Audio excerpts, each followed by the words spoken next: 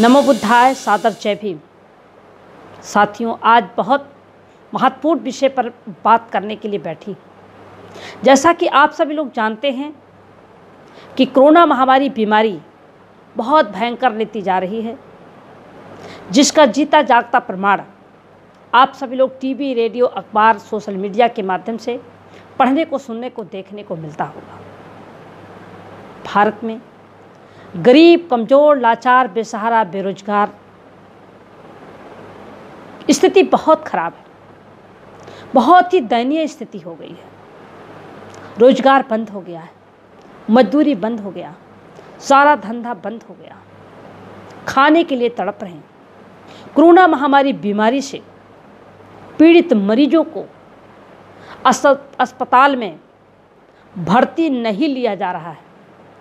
Corona महामारी बीमारी से पीड़ित मरीजों को ऑक्सीजन की व्यवस्था नहीं दी जा रही है। कोरोना महामारी बीमारी से पीड़ित लोगों को अच्छी इलाज नहीं दी जा रही है। डॉक्टर अपने को बचने के लिए मरीजों की देखभाल अच्छा से नहीं कर रहे हैं, जिसके कारण आज लोग मर रहे हैं। लाशों को नदी नालों में फेंका जा रहा है। लाश नदी के किनारे रेत में गड्ढा खोदकर पाट दिया जा रहा है। जिस धर्म आस्था में गरीब परिवार के लोग हैं, उस धर्म के रीति रिवाज के तहत अपने परिवार के लोगों का अंतिम संस्कार भी नहीं कर पा रहे। इस्लाम धर्म के लोग अपने रीति रिवाज के तहत मृतक परिवार को दफना रहे हैं। सिख समाज के लोग अपने रीति रिवाज के तहत अपने मृतक परिवार को दफना रहे हैं। तमाम धर्म के लोग अपने रीति रिवाज के तहत अपने परिवार का अंतिम संस्कार करते हैं। लेकिन हिंदू धर्म के मानने वाले लोग अपने रीति रिवाज के तहत मृतक परिवार का अंतिम संस्कार भी नहीं कर पा रहे। मैं तो जानना चाहती हूं सरकार से कि जो आज लाशें जो नदी में बह रही हैं, एक लाश नहीं हजारों लाशें जो नदी में बह रही हैं, जो नदी के किनारे किनारे शमशान घाट बन गया, जो नदी के किनारे रेत में खोदकर पाट दिया गया, वो आखिर क्या बड़े लोगों की लाशें हैं? क्या वो उद्योगपतियों के परिवार की लाशें हैं? क्या वो बड़े जातियों की लाशें हैं? आखिर ये लाशें किस वर्ग के हैं? ये किस समाज के लोग हैं? सरकार छिपा रही है। सरकार मरीजों की भी संख्या छिपा रही है। सरकार लाशों की भी संख्या छिपा रही है। ये तो सोशल मीडिया को मैं बहुत धन्यवाद देना चाहती हूँ, जनता का बहुत धन्यवाद देना चाहती हूँ कि हर पल पल की खबर सोशल मीडिया के माध्यम से आती हैं, जिसको मीडिया भी दिखाने के लिए मजबूर होती है। सरकार सारे साक्ष्य को छिपाना चाहती है। कहती हम हर संभव खड़े हैं, भारत की जनता के साथ हर संभव खड़े हैं। अगर भारत के प्रधानमंत्री नरेंद्र मोदी, उत्तर प्रदेश के मुख्यमंत्री योगी आदित्यनाथ जी अगर भारत की जनता के साथ में खड़े होते तो इतनी बड़ी महामारी भारत में नहीं फैलती, इतनी लाशें नदियों में नहीं बहते, इतनी लाशें नदी के किनारे रेत में नहीं पाटी जाती। आज उन लाशों की वो दशा है कि कुत्ता भी नोच नोच, जानवर नोच नोच करके लाशें को खा रहे हैं। नंगी महिलाओं की, पुरुषों की नंगी लाशें नदी के किनारे पड़ी हुई हैं। ऐसी मैं बहुत दुखी हूँ।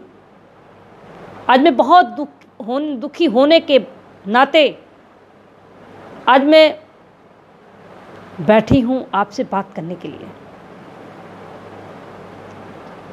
इतनी दुर्गति तो जानवरों की भी नहीं होती है जो दुर्गति आज भारत की जनता की है, गरीब, कमजोर, लाचार, बेसहारा लोगों की है।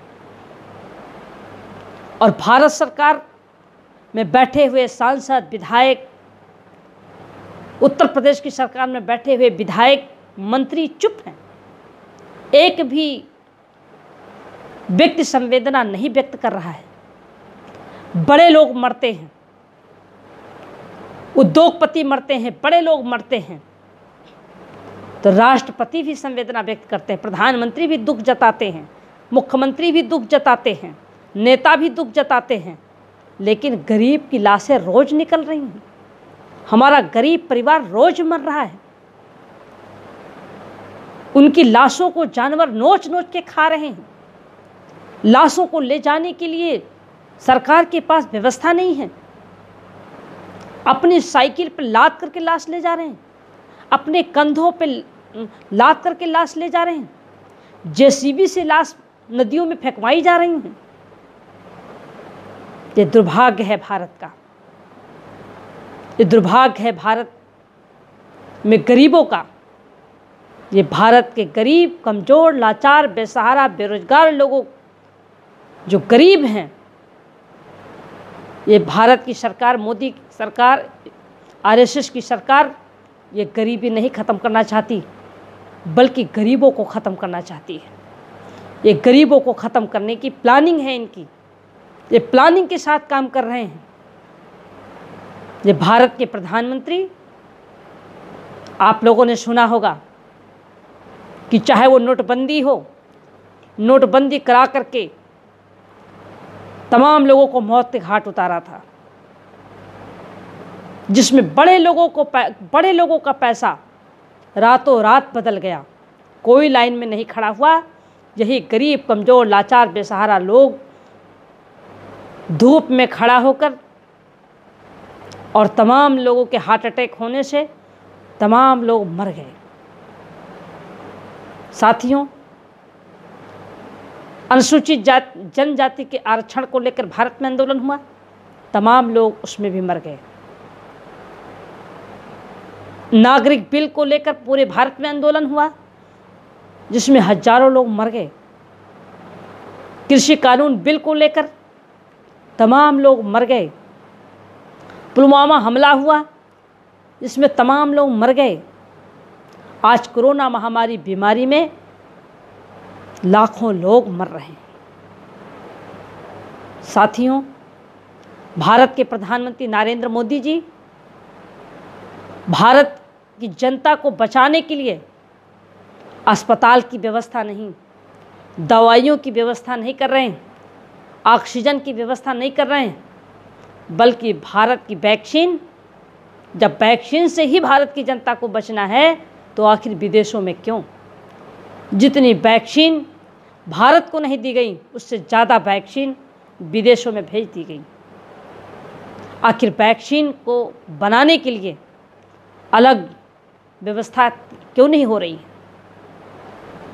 भारत के प्रधानमंत्री कोरोना महामारी बीमारी को नहीं रोकना चाहते, बल्कि अंधविश्वास फैलाकर अंधविश्वास के तरफ लोगों का दिमाग मोड़ना चाहते हैं, जिसका जीता जागता प्रमाण आपको देखने को मिला होगा।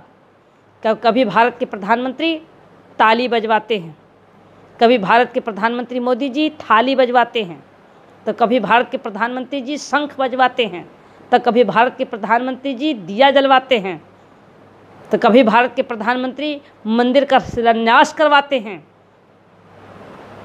लेकिन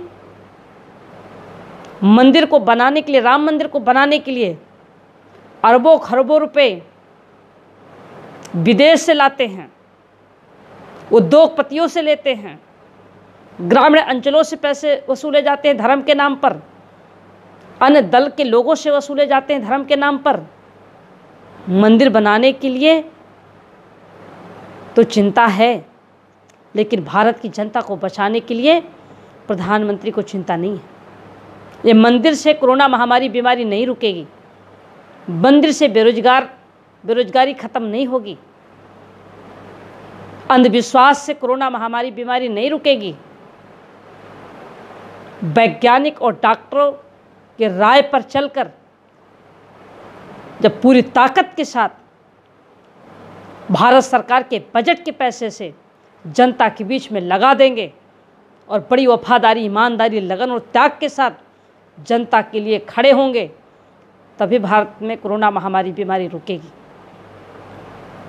बजट आने वाला है, बजट आया था, लेकिन बजट के पैसे से भारत के गरीब, कमज़ोर, लाचार, बेसहारा, बेरोजगार लोगों को बचाने के लिए, भारत की जनता को बचाने के लिए सरकार ने कदम नहीं उठाया।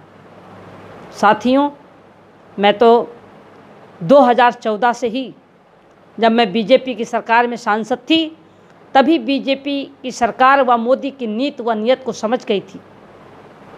तभी से मैं जान रही थी इनकी नीयत को। मैं भारत की जनता को बचाने के लिए, संविधान को बचाने के लिए, बहुजन की आज़ादी को बचाने के लिए लगातार मैं सदन में आवाज़ उठाती रही। और जब मेरी बातों को अनसुनी किया गया तो मैं सदन से लेकर सड़क तक मैं बड़ा बड़ा आंदोलन करके समाज को बताने का काम किया। और जब मुझे मेरी बातों को अनसुनी की गई तो बीजेपी जैसे पार्टी को मैंने लात मार दिया, सांसद पद मैंने छोड़ दिया। मैं जान रही थी कि बीजेपी आरएसएस की सरकार ये भारत की जनता की सरकार नहीं है, ये बल्कि आरएसएस की सरकार है। ये साफ साफ कहते हैं, आर्या बढ़ते जम्बू द्वीपे भारत खंडे। ये भारत को खंड खंड करने की इनकी तैयारी हो चुकी है। ये भारत में राम राज की स्थापना करना चाहते हैं। ये भारत में भारतीय संविधान को ख़त्म करके ये मनुस्मृति लाना चाहते हैं। ये भारत में लोकतंत्र को ख़त्म करके ये राजतंत्र कायम करना चाहते हैं। हमें राजतंत्र नहीं चाहिए, हमें राम राज्य नहीं चाहिए, हमें भारत का संविधान चाहिए। हमारा भारत की जनता सुरक्षित चाहिए। भारत की जनता का सुरक्षा के लिए मैंने बीजेपी जैसे पार्टी को लात मारा है और समाज के बीच में निकलकर मैं पूरे भारत के बहुजन समाज के लोगों को जगाने का काम कर रही हूँ। जागो साथियों, अपना ईगो ख़त्म करो। भारत के संविधान को बचाने के लिए, भारत को बचाने के लिए, बुद्ध के भारत को बचाने के लिए, ये भारत ये बुद्ध का भारत था, बुद्ध का भारत है। बुद्ध के भारत में बराबरी है, बुद्ध के भारत में न्याय है, बुद्ध के भारत में मानवतावाद है, मानव मानव एक समान है। ये बुद्ध का भारत ये शांति का भारत है, ये क्रांति के नहीं, ये क्रांति का नहीं, ये शांति का भारत है। ये शांति देश में हमारा भारत का बहुजन मूल निवासी ये भाईचारा चाहता है। भाईचारा के तहत आज भी चलने का काम कर रहा है। लेकिन आज जिस तरह की एक साजिश के तहत इस भारत को खंड खंड करने की जो तैयारी ये आरएसएस बीजेपी की है, इसके साजिश को जब मैं समझी हूँ तभी मैं लगातार भारत के बहुजन समाज को एकजुट करने के लिए लगातार मैं अपील कर रही हूँ। साथियों, जागो, मेरे लिए ना सही भारत के संविधान के लिए जागो। साथियों, भारत को बचाने के लिए जागो। भारत बुद्ध का भारत है, बुद्ध के भारत को बचाने के लिए जागो। साथियों, जागो, अपनी संपत्ति को बचाने के लिए जागो, अपनी माँ बहन बेटियों की सुरक्षा के लिए जागो। जागो साथियों, समय आ गया। 2024 और 2022 में बीजेपी को सत्ता से बाहर करने के लिए हम सबको मिल करके तैयारी करनी होगी। समाज को बताना होगा, समाज को जगाना होगा। आरएसएस के लोग ये भारत की गरीब, कमज़ोर, लाचार, बेसहारा, बेरोजगार लोगों को टुकड़ा फेंक कर कभी 500 रुपये, कभी 1000 रुपये, कभी 1500 रुपये, कभी 2000 रुपये दे करके ये गरीबों का वोट लेना चाहते हैं। ये टुकड़ा फेंक कर ये वोट लेना चाहते हैं। क्या इतने पैसे में हमारे गरीबों का पेट भरता है? क्या उनकी व्यवस्था होती है? नहीं होती है। साथियों, जागो, हम भारतवासी हैं, हम संविधान पर विश्वास करते हैं, हम गौतम बुद्ध पर विश्वास करते हैं, हम बाबा साहब डॉक्टर भीमराव अंबेडकर जी पर विश्वास करते हैं। हमारे महापुरुषों ने बहुत संघर्ष करने के बाद आज भारत इन स्थितियों में पहुंचा है।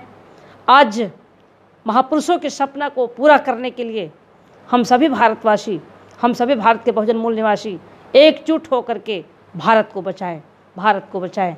इसी आशा विश्वास के साथ मैं सावित्रीबाई फूले, पूर्व सांसद, राष्ट्रीय अध्यक्ष कांशीराम बहुजन मूल निवासी पार्टी, आपको नमो बुद्धाय, जय भीम करती हूँ।